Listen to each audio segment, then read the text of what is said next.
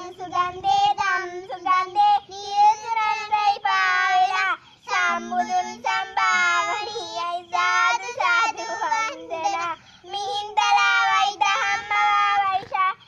ශාන්ති අනුබුදු නාමයයි කාට කාටත් මේ කියන්නේ ජාති